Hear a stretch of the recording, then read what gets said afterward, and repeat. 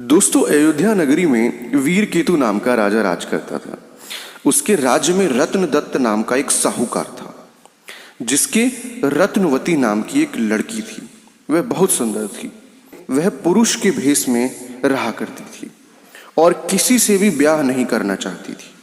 अब इस बात से उसका पिता बड़ा दुखी रहने लगा। इसी बीच नगर में खूब चोरियां होने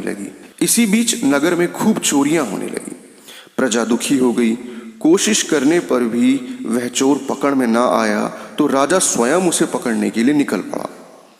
अब एक बार रात को जब राजा भेष बदलकर घूम रहा था तो उसे परकोटे के पास एक आदमी दिखाई दिया।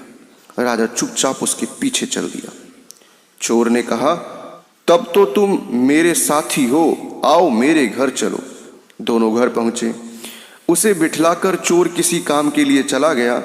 इसी बीच उसकी दासी आई और बोली, तुम यहाँ क्यों आए हो? चोर तुम्हें मार डालेगा, भाग जाओ यहाँ से। राजा ने ऐसा ही किया।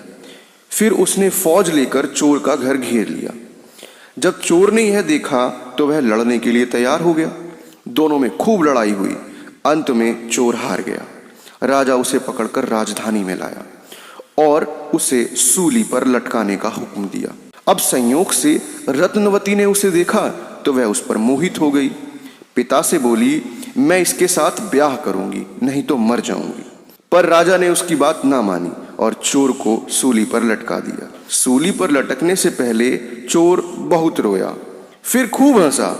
रत्नवती वहां पहुंच गई और चोर के सिर को लेकर सती होने की चिता पर बैठ गई। उसी समय देवी ने आकाशवाणी की कि मैं तेरी पति भक्ति से प्रसन्न हूं, जो चाहे सो मांग ले। रत्नवती ने कहा, मेरे पिता के कोई पुत्र नहीं है, सो वर दीजिए कि उनके 100 पुत्र हों।